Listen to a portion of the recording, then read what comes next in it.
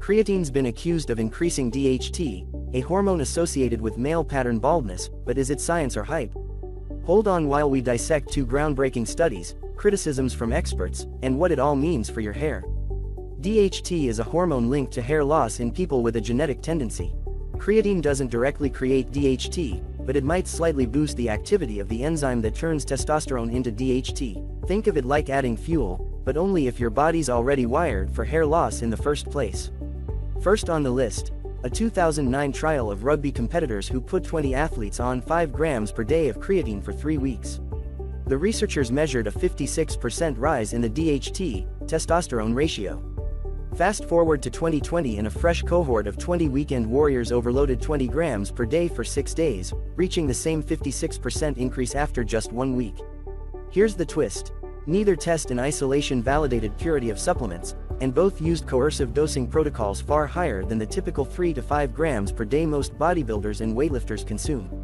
Creatine might contain tiny traces of hormone-like substances that could look like a DHT spike in lab results. In fact, a few big-name brands have failed independent tests for hidden steroids. Plus, the rugby study used 50 grams of sugar as a placebo, which could have affected hormone levels, and neither study considered natural hormone fluctuations that happen in the early morning, when DHT is usually highest. A 56% ratio increase may sound intimidating, but perspective is important. No one in either trial reported observable thinning within study windows, and real-world clients on normal doses have no sustained DHT increases. In one of the follow-ups, just 3% of high-dose clients with a family history of baldness reported any initial shedding, and it normalized after they ended the loading.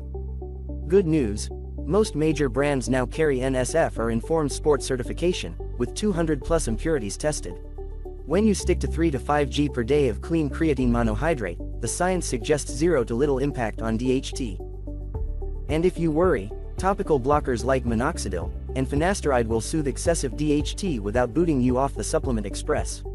Bottom line, if you're worried about hair loss and creatine, focus on what matters: quality, dosage, and your personal genetics. The truth, only a handful of small studies have explored this link, and even those had limited sample sizes and questionable methods. So far, no clinical trial has shown actual hair loss at standard doses. Stick to certified monohydrate at 3 to 5 g per day, avoid sketchy blends, and don't fall for the hype. When in doubt, talk to your doctor, not TikTok. This is educational only and not meant as professional guidance. Always consult a dermatologist or endocrinologist for personal guidance on hair loss and hormone health. Did you monitor your supplements or monitor your hormones? Comment below, let's continue the conversation.